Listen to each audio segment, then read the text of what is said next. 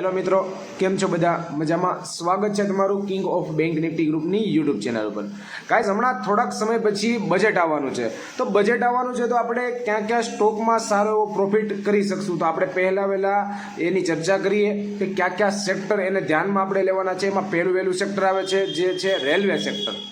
Railway sector પછી આવે છે પાવર સેક્ટર, પછી આવે છે ફૂડના સેક્ટર છે એને પણ, અને બધાની ગણતરી તમે કરીને ચાલો તો પછીનું સેક્ટર આવે છે ઇન્ફ્રાસ્ટ્રક્ચર સેક્ટર, જેમાં બજેટમાં સારામાં સારો એવો ઉલ્લેખ કરેલો છે કે એમાં સારામાં સારા એવું રોકાણ કરવામાં આવશે. તો પહેલાં આપણે રેલવે સેક્ટરમાં જોઈએ તો રેલવે સેક્ટરને લગતા કયા સ્ટોક છે કે જે એને લગતા સ્ટોક છે જેમાં હલનચલન થઈ શકે.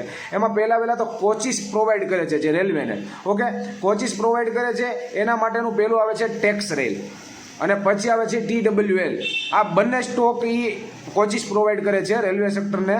સાથોસાથ એમાં પછી આપણે એન્જિન બનાવવાનું કામકાજ છે, કે એન્જિન બનાવવાના કામકાજમાં આપણે BHEL છે, બેલ, એ સેક્ટરમાં એ પણ ધ્યાનમાં લેવાનો છે. અને સાથોસાથ ઇન્ફ્રાસ્ટ્રક્ચર સેક્ટરમાં આપણે GMR ઇન્ફ્રાને ધ્યાનમાં લેવાનો છે સ્ટોકને, જેમાં એના પર હલનચલન સારામાં સારા એવી જોવા મળશે આગળ જતા સમયમાં. અને પછી આવે છે PFC, જે આપણે પાવર સેક્ટરમાં સારામાં સારો એવો સ્ટોક છે.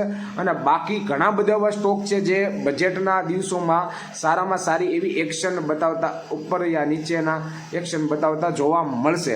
PSU બેંક પણ આવશે, એમાં એના પણ સારામાં સારા એવા બધા સ્ટોક્સ આવશે. તો આવા સ્ટોક તમારે વોચ લિસ્ટ કરવાના છે, અને આવા જ સ્ટોક બધા તમે તમારી રીતે તમારું રિસર્ચ એનાલિસિસ પોતાનું કરીને એમાં ઇન્વેસ્ટમેન્ટ સારામાં સારું કરી શકો છો, જેથી તમને સારામાં સારો એવો પ્રોફિટ એમાં બને. એટલે આ માહિતી દેવા માટે તમને મેં આ વિડીયો બનાવેલો હતો કે બજેટ આવે છે એના માટે સારામાં સારું રોકાણ કરો, જેથી તેના દિવસોમાં પણ તમને પ્રોફિટ મળી શકે. ઓકે ગાઈઝ, આવો જ વિડીયો કાંઈ તમને લગતો, તમને કાંઈ પ્રશ્ન હોય તો તમે જણાવી શકો છો અમને, તો અમે તમને એ બાબતનો વિડીયો બનાવીને મૂકશું અને અપલોડ કરશું આપણી યુટ્યુબ ચેનલ ઉપર. બાકી અત્યારે જે તમને મેં સમજાવું એ ધ્યાનમાં લેજો. બાકી કાંઈ પ્રશ્ન હોય તમને તો પહેલાં કહેજો, એટલે કોમેન્ટ બોક્સમાં જણાવજો, એટલે તમને એની પણ માહિતી આપી દેવામાં આવશે. થેન્ક યુ, આભાર.